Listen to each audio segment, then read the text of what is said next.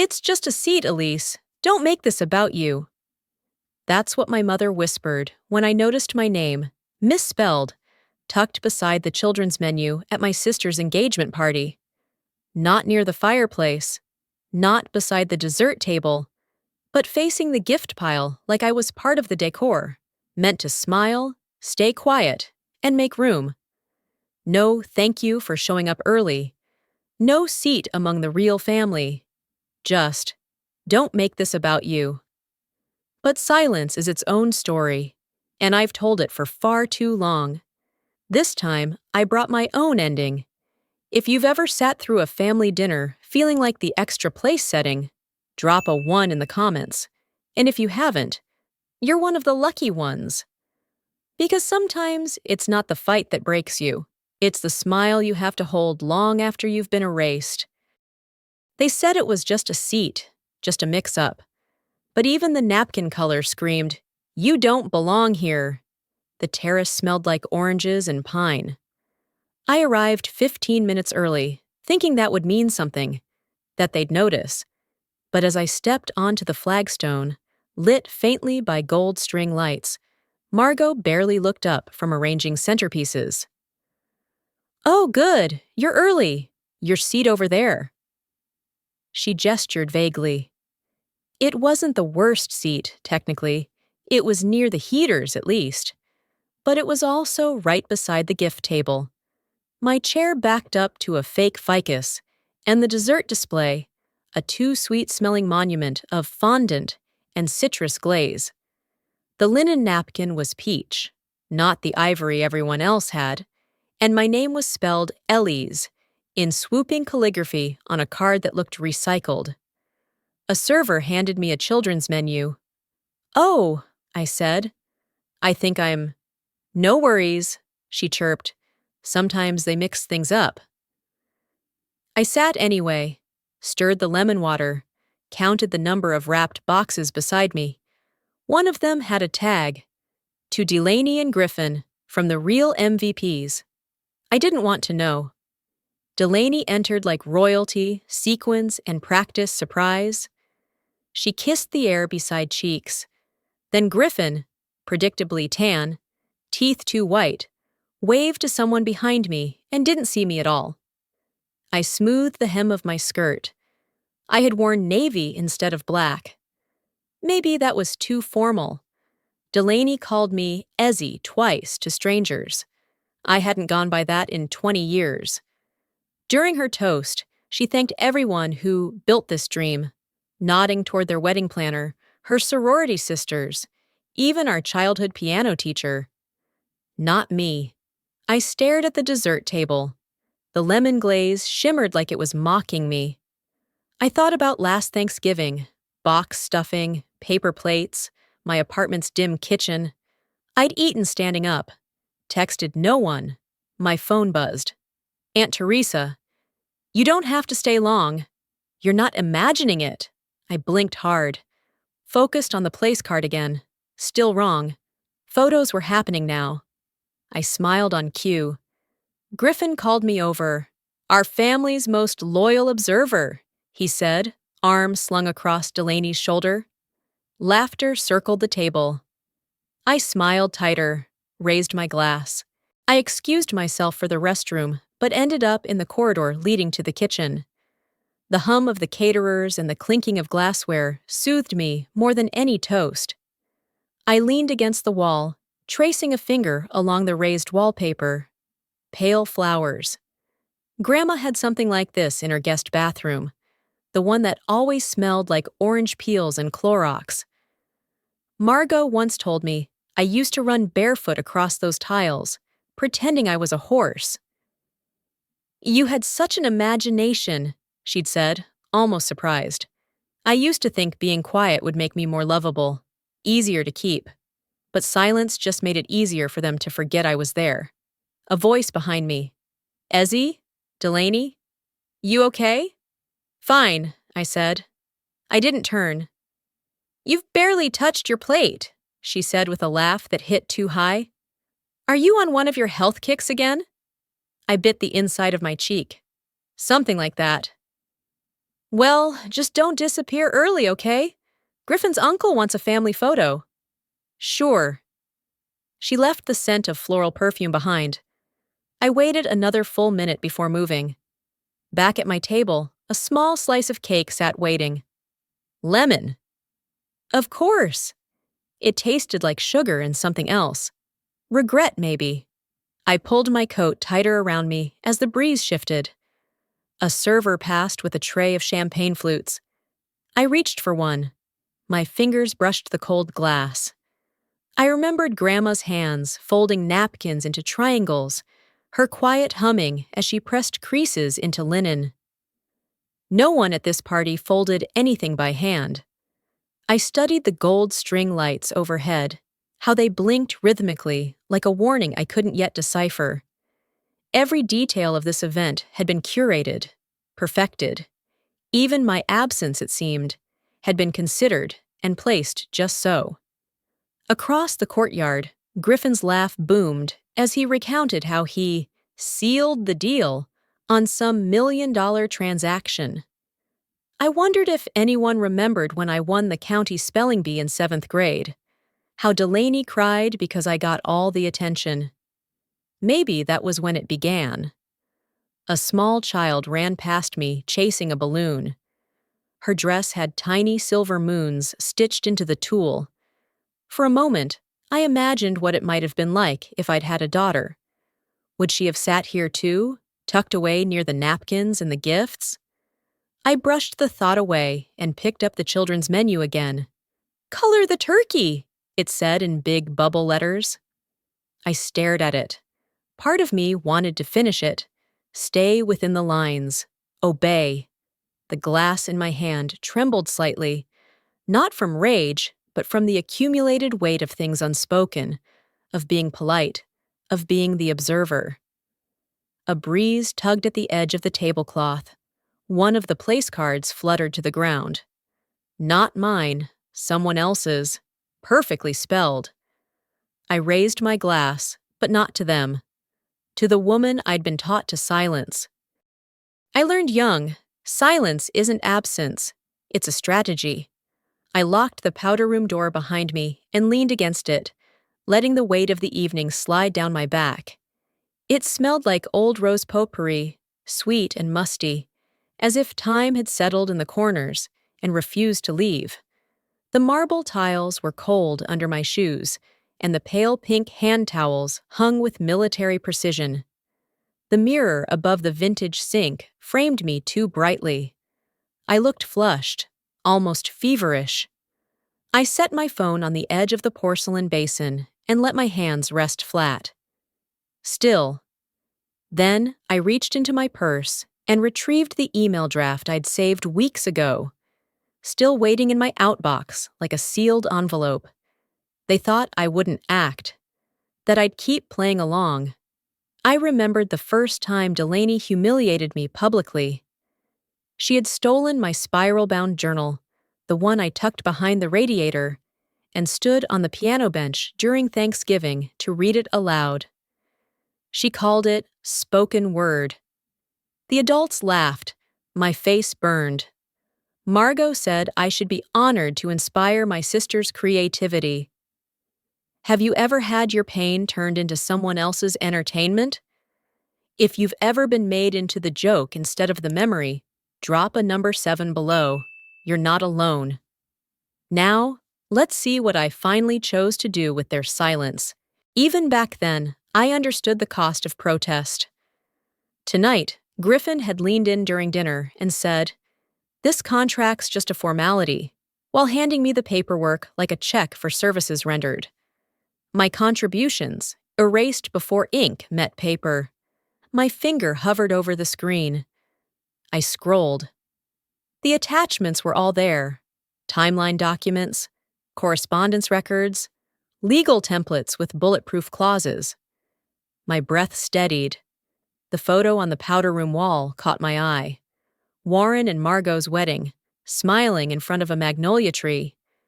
Aunt Teresa beside them, younger, radiant. And me? Not in the frame. I remembered the day. I had been playing with pine cones behind the catering van, told to stay out of the shot. I turned back to the mirror. My face now, not a child's, older, sharper. I touched the corner of my lip where I still bit when nervous. "Don't hide in the bathroom again." Margot's voice pierced through the door. Not harsh, just expectant. I didn't answer. Instead, I thought of Jeopardy. Nights. Dad correcting my pronunciation. It's epitome, not epitome. But never once acknowledging I had the right answer in the first place. I used to think he was preparing me for excellence. Now I wondered if he was preparing me to vanish. Aunt Teresa's message flashed again. Silence is their way to win. No more. I tapped the "to" line, selected the investor assistance email from my favorites, and typed 3 words. Due diligence attached. My thumb hovered. A long breath. A beat of hesitation. Not fear, but ceremony. Then, send. The mirror didn't flinch. Neither did I. I looked at myself, dead center in the frame, and whispered my name. My real one. The bathroom light buzzed softly, the kind of sound you notice only when you're trying to be invisible. I remembered helping Grandma refill her potpourri bowls with dried petals and orange peel. How she'd hum church hymns and call it preserving beauty. Nothing about this house felt preserved. It felt curated, as if the walls themselves had been trained not to remember me. I brushed my fingers over the rose-shaped soap near the sink, too pristine to ever be used. That's how Delaney liked things. Untouched, unsmudged, just for show. On the email thread, I saw my name, misspelled twice. I corrected it silently in my head. Again. I remembered how Griffin once introduced me to a boardroom full of venture partners as the admin, and when I corrected him, he laughed. You know what I meant? I did. He meant I wasn't visible. Not really. The silence of this house was different from solitude. Solitude is chosen. This was assigned. Imposed. I wasn't hiding. I was regrouping. From the window, I watched the garden lights flicker on. A couple strolled past, arm in arm. They looked like stock photography. I wondered if, from a distance, we looked like that too. I sat on the velvet stool near the vanity and folded my hands. For a moment, I let myself remember things I usually buried. The spelling bee, the missed dance recital, the scholarship letter Delaney opened before I did. Each memory came with a headline. Not yours, not for you, not now. I opened my voice memos, scrolled to one from weeks ago. A note to self. If you don't say it, they'll write it for you. I hit play. My own voice echoed back in the tiled room. Calm, certain. They would call me cold, petty. They always had labels ready for women like me. But I'd stopped caring what they called me. What mattered now was what I called myself. When I finally rose, I smoothed the towel, wiped the basin, and left no trace. It was a habit. But this time, it felt like an ending. I reached for my phone once more, this time just to see my reflection on the black screen. There I was. No filter, no framing. Just me. And that was finally enough. Outside, laughter erupts downstairs. I closed the door quietly behind me. Some people break glass. I broke expectations. The chandeliers above flickered with a gold that felt more performative than warm, casting shadows that shifted like gossip across the parquet floors. I stood near the French doors, the chill from the glass pressing into my back like a quiet dare. Outside, the hydrangeas were still in bloom, too stubborn for the season. I'd always liked that about them. Delaney's voice rose from the center of the room. Another toast, another ring of laughter she orchestrated like a conductor on her third martini. Griffin lingered near the open bar, his jacket unbuttoned, tie askew. The room buzzed with the kind of forced merriment I knew too well. Glitter over rot. My phone didn't buzz, but I knew. The email had landed. A child's balloon floated slowly to the ceiling above the cake table, unnoticed, pink against crystal. I watched it rise until it vanished behind the molding. Then I turned toward Griffin, just as his phone lit up. He saw the screen and paled, the kind of color drain you can't fake. He stepped away, muttering, "Excuse me," already dialing. I didn't need to hear the voice on the other end to know the panic. Contracts don't unravel, they implode. Delaney chased after him in heels too high for urgency. Her voice followed. "Griffin? Babe?" Margot's eyes flicked to mine across the room. She smiled, brittle and wide, and started clapping as if a performance had just ended. "Let's get ready for the cake," she chirped, motioning toward the table, the tension dripping through her cadence like syrup on too dry pie. I stayed where I was, my fingers cool against the stem of my glass. I didn't need to move. The shift was already happening. Warren found his way to me. He had a drink in one hand and the kind of stiffness in his shoulders that said he wanted to ask a question but feared the answer. "What did you do?" I looked at him evenly. "Corrected the record." His blink was slow, processing, maybe, or just pretending to. A low murmur spread through the guests. Something was wrong. The cadence of the evening faltered. Delaney's laughter cracked, just slightly. My heels clicked as I crossed the marble floor, a sound that felt louder than the music. The hard copy of the contract shifted in my purse, just in case they ever said I imagined it. Delaney returned, face blotched, mascara no longer perfectly tethered. "You've destroyed everything," she hissed. I met her eyes. Number I just revealed it.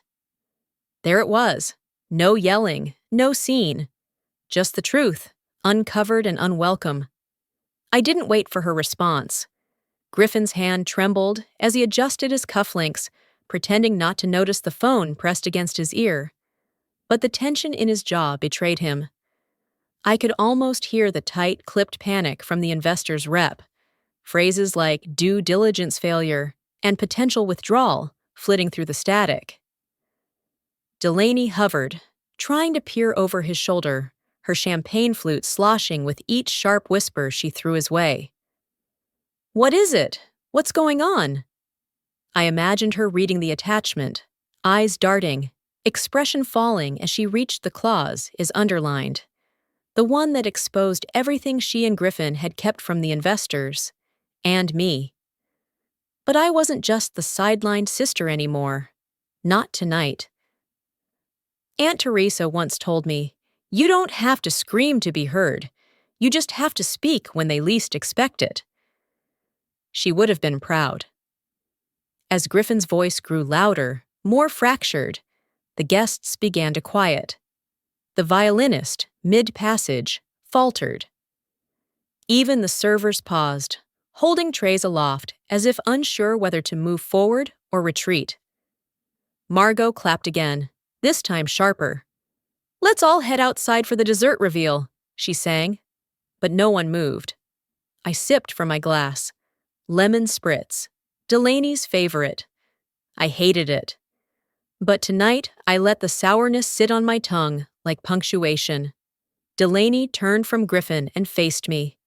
She didn't shout right away. Instead, she walked across the room, the crowd parting as if drawn by a silent magnet.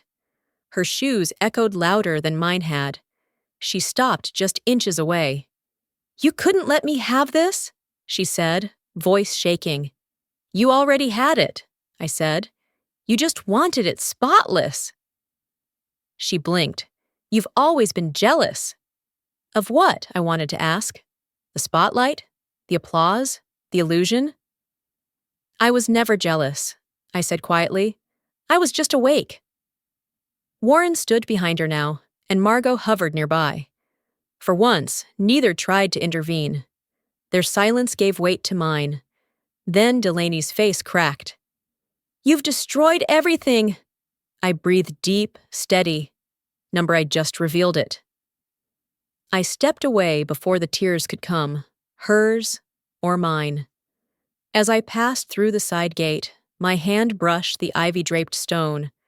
I paused, just long enough to feel the chill bite into my palm. That cold had been with me for years, quiet, constant. But now it has begun to lift. Maybe not warmth, not yet, but space. And maybe that was enough. I walked out through the side gate, my name no longer whispered, but heard. My father followed me outside. For the first time, not to correct, but to witness. The cold met me first, curling against my cheeks as I stepped onto the back patio. I sank into the old wicker chair, the one Evelyn used to sit in during summer evenings, with a glass of sweet tea and a stack of crossword puzzles. Now it rocked faintly beneath me, not from age, but from memory. The garden hummed with cicadas, steady and unbothered by the drama that had just erupted inside. Through the French doors, I could see silhouettes shifting, voices low and sharp, champagne glasses still half full. The house pulsed like a closed hive, buzzing, defensive, trying to heal its own sting. I pulled the shawl tighter around my shoulders. It still held the faintest scent of rose powder and cedar, a mixture that lived in every drawer of Evelyn's house, like an echo of her discipline and warmth. In the pocket, my fingers brushed metal. A hairpin. Heron, I smiled, not because I needed it, but because it had waited quietly, just like her love had always done. The door creaked open behind me, then closed again. Footsteps, slow, hesitant. I didn't turn around. I didn't have to. "You didn't say goodbye," my father said. I ran my fingers along the weave of the chair's armrest. Didn't think anyone would notice. He came into view, holding a lowball glass, something dark inside. Neat, no ice. His hands were steady, but his mouth looked tired. "I didn't know you'd take it this far," he said. I didn't look at him. "You taught me to finish what I start." That made him pause. He shifted in the chair beside me, the one with the faded cushion no one had replaced in years. He exhaled. It was never about choosing sides. Wasn't it? He didn't answer, not right away. We sat in that thin stillness, the kind that used to make me nervous, the kind that begged to be filled.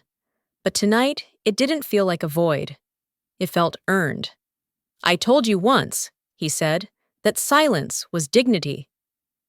"And I believed you," I replied, until I realized silence can also be dismissal.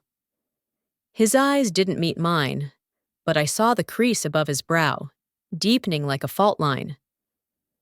"I thought strength meant letting you fight alone." A breath caught in my throat, but I didn't let it out loud. The words weren't apologies, not quite, but they were something. "You let them mock me," I said softly. "Undermine me. Forget me." He nodded slowly. "I did." A dog barked faintly in the distance. The wind picked up, rustling the lantern strung from the pergola. Its light swung gently, casting patterns that danced across his hands. "When I was 10, I said, Griffin pushed me into the pool." Everyone laughed. "You told me to get over it." "I remember," he said. "And I remember you climbed out and never asked for a towel." "Because I thought I had to prove I could stand cold." His hand tightened on the glass. "You shouldn't have had to." The words dropped like stones into the space between us. Not heavy, not destructive, just real. "I read your proposal," he said after a moment. "Years ago, when it was just drafts in your binder." My head turned toward him before I could stop it. "I believed in it," he said. "But Griffin seemed safer, more confident." Louder, I said. He nodded. I wasn't safe? I asked. You were steadier, but I thought that wasn't what they wanted. A laugh escaped me, small, dry. It never occurred to you it might be what I needed to hear? He said nothing, but his silence this time didn't sting. It just settled. Through the window, I heard Margot's voice calling out names, trying to redirect the party. I imagined her smile, the one that pulled tight like a drawstring, holding everything in. A notification lit up on my phone. Aunt Teresa, missed call. I let it fade. My father placed his glass down on the low brick ledge beside us. It made a soft tap against the stone. You're not your sister, Elise, he said. You're something steadier. Then he stood, walked inside, and left the door open behind him. I stayed in the chair after he left. The hush that followed was unlike the muting I'd grown used to. It didn't shrink me. It held me. I could hear the ice machine humming faintly from the kitchen, the clink of someone setting down silverware inside. A small laugh from someone I didn't recognize, maybe a cousin or a friend of Delaney's. Their world spun on, but I wasn't standing outside of it anymore. I was seated firmly in the part I'd claimed for myself. The shawl slipped slightly from my shoulder. I pulled it back up, catching the scent again, rose and cedar. I pinched the little silver hairpin between two fingers and traced its curve. Evelyn used to say, sometimes the quietest people are the ones with the most to say. I pinned the strand of hair behind my ear, just like she used to for me in church when I fidgeted in the pew. And for the first time in years, I didn't flinch at being still. Not everyone showed up. That was the point. The rooftop was quieter than I'd imagined, but that felt right. Savannah's late autumn air had turned crisp, cool enough for the brooch I pinned to my lapel. Evelyn's, the one shaped like a crescent moon. The jazz trio in the corner eased through a rendition of Misty, and I let the melody settle into my bones. I'd chosen the forest green napkins myself, folded them into soft triangles like we used to at Evelyn's Sunday dinners. She never cared for ironed linens, said creases made things too formal. There were 6 places at the table. I had set them all. Lena was the first to arrive, her arms wrapped around a bundle of cinnamon sticks and paper-wrapped deviled eggs. Thought I'd bring something a little tragic, she joked, and I laughed. A real one, not the kind I gave when someone at a family party said, "You're so serious, Elise." Evan showed up minutes later, handing me a bottle of mulled wine and an envelope with a sketch inside. One of our old design prototypes, the failed app we once pitched to deafening silence. "You were always the engine," he said, tapping the paper. "I just knew how to type fast." The others trickled in. Stories flowed. Failed trivia nights at the Flying Monk. The time Lena and I got locked in the archives at the museum. The lemon cake I attempted from Evelyn's handwritten recipe and burned so badly, we had to air out the apartment for days. The 6th chair remained empty. Every few minutes, my eyes drifted to it. No one asked. No one needed to. The waitress brought pecan tart slices and smiled as she refilled my glass.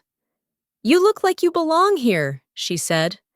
I smiled back, not because I agreed, but because I was starting to.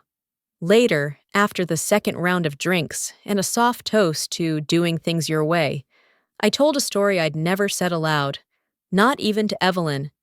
Have you ever carried a truth for years, one so personal it felt safer locked away?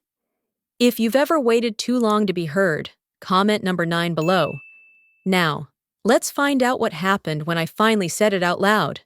About the day I almost dropped out of college. It was my final architecture presentation, and no one from my family came. I'd waited at the back of the hall afterward, hoping for a surprise appearance, even a text. I sat on the steps outside. I told them, tracing the rim of my wineglass, and promised myself I'd never need their applause to keep going. But I did. No one interrupted. Lena reached over, squeezing my hand once, firm, quiet. I raised my glass. To the girl I was told to outgrow, she saved me. They clinked their glasses to mine, not with pity, but with understanding. The kind that settles around you like a warm scarf instead of a spotlight. Eventually, they left. One by one, hugs and inside jokes and promises of a next time. The rooftop emptied. The wind picked up slightly, tugging at the edge of the tablecloth. I pulled a scarf from my bag, cream-colored, soft, and tied it gently around the back of the sixth chair. It fluttered once in the breeze, then stayed still. After everyone had gone, I stayed. I let the music fade into the wind and listened instead to the clink of glasses being cleared, the quiet murmur of another table saying goodnight. The sixth chair, still facing the table, looked patient, like someone waiting to be asked the right question. I sat across from it and studied its emptiness, not as loss, but as space, a held breath that no longer needed to be exhaled.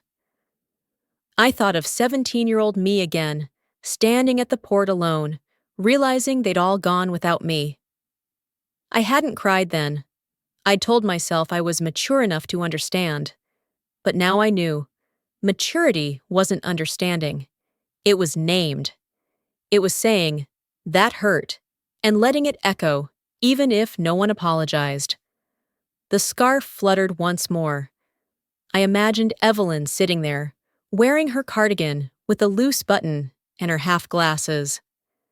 She wouldn't have asked me why I didn't invite Delaney.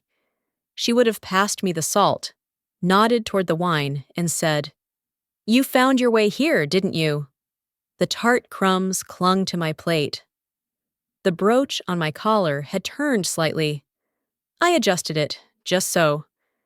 Then I took one last look at the chair, untied the scarf, and folded it slowly into my lap. Not because I was finished, but because I was ready to leave it behind.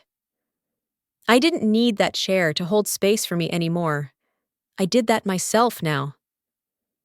As I gathered my coat, I noticed the light above the stairwell flicker, then steady. Maybe it had always done that. Maybe I'd just never stayed long enough to see it stabilize. I paused at the edge of the rooftop and looked back once more. The sixth chair glowed in the amber wash of string lights. It didn't look lonely. It looked acknowledged. That was enough. On the walk home, I passed the bookstore where Evelyn used to buy crossword puzzle books in bulk. They had a display in the window now, vintage pens, hardbound journals, a sign that said, "Tell your story." I smiled and kept walking, not because I needed to arrive anywhere, but because I finally knew. I'd never really been lost. They never said sorry, so I signed something louder. The sun hadn't yet burned through the fog when I stepped into the law office. The hallway smelled faintly of eucalyptus and old carpet, the kind of scent that clings to legal spaces. Cool, composed, mildly antiseptic. Ms. Kaplan greeted me with a nod. No small talk, just that brief flicker of recognition professionals exchange when they both know what this moment means. The conference room had a single window. Pale sunlight filtered through half-drawn blinds and touched the edge of the long walnut table. I sat down across from the folder already waiting for me, my name printed in block letters. Elise Margaret Whitmore. No typos this time. Ms. Kaplan handed me a pen. I shook my head and pulled out the one I'd brought. My grandmother's fountain pen, polished green and gold, still carrying the faintest scent of the lavender drawer where it used to rest. I uncapped it slowly. The weight felt good in my hand. Familiar? Mine. "You don't have to do this today," she said, voice soft. There was no pressure in her tone, only respect. "I already did it last week," I said. "This is just paperwork." And it was. But it wasn't. The papers confirmed what Griffin's lawyer had finally admitted. I had authored the initial designs. The investors had backed my blueprint, not his spin. The revised equity reflected that. My name, first, this time, was followed by a percentage that couldn't be erased with charm or champagne. I signed each line carefully, not because I doubted, but because this signature meant something. It wasn't about revenge or even acknowledgement. It was about presence. Paper was permanent. I made sure it counted. After the last signature, Ms. Kaplan offered me a copy in a crisp envelope. I tucked it into my bag beside a notebook with blank pages I now wanted to fill. I thanked her, pressed the button to the elevator, and stepped outside. The world smelled like cinnamon rolls and city grit. A garbage truck rumbled by. A cyclist passed wearing a neon windbreaker and earbuds. I liked the ordinariness of it all. My breath formed little clouds as I walked 2 blocks to a place I hadn't visited in years. The bakery sat on the corner, same striped awning, same bell on the door that jingled too loudly. The woman behind the counter wore a braid and an apron with a smear of flour across her hip. She looked up, smiled, and said, "You look like you belong here." I smiled back. "I'll take the cinnamon scone and tea. Earl Grey." It was the same order my mother always got, but this time it wasn't for her. I found a table by the window, placed my coat on the chair beside me, and watched a mother and child nearby break a muffin into careful halves. The child licked icing off his thumb. The mother laughed, kissed the top of his head, and poured more milk into his cup. My tea arrived. I unfolded the napkin and took the first bite slowly. I let it sit on my tongue longer than usual. The cinnamon and sugar clung to the roof of my mouth, warm and familiar. Then my phone buzzed. A voicemail. It was Aunt Teresa. "I heard what you did," she said. "Proud doesn't begin to cover it." I saved the message but didn't reply. Instead, I pulled out my notebook, opened to the first page, and wrote one sentence. I remember everything, not with bitterness, with clarity. Outside, the light shifted. The day was moving on, and so was I. I stayed by the window longer than planned. The scone was gone, but I hadn't noticed it finishing. What lingered was a taste of warmth, not sweetness, not nostalgia, but something more settled. There was a moment, watching the mother and child, when I caught myself imagining another version of myself, one who didn't sign anything, who stayed quiet, who let Delaney's voice define every room. That Elise still lived somewhere deep, I knew, but she no longer steered. My eyes drifted down to the receipt. The clerk had written, "Have a lovely morning," in blue pen. I folded it carefully and tucked it inside the notebook, beside the legal copy Ms. Kaplan had given me. Not because I needed documentation, because I wanted proof that calm could also be historic. I remembered something Evelyn once said after making a pie crust that crumbled entirely in the oven. "You can still call it yours," she said. "No one else was brave enough to try it differently." I looked around the bakery. No one noticed me. No one whispered or measured me against someone else's sparkle. I was just a woman finishing tea by a window. And somehow, that felt more powerful than any applause. As I stood to leave, I saw my reflection in the glass. Just for a second, not long enough to judge, but long enough to recognize. My coat, my bag, my posture. I looked like someone who had nothing left to prove. The door chimed behind me as I stepped back into the cold. The scarf I wore belonged to Evelyn. The voice I carried out with me finally belonged to me. I entered a bakery I once avoided, orders that my mother always loved. This time, it's for myself.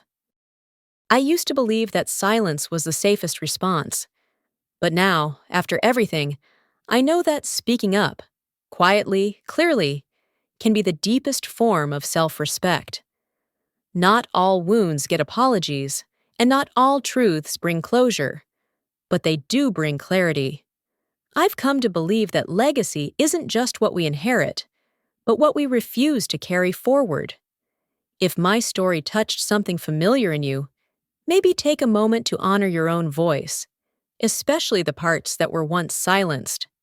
And if you'd like to hear more stories like this, real, quiet, and sometimes a little raw, I hope you'll consider subscribing. Thank you for listening. Until next time, take care.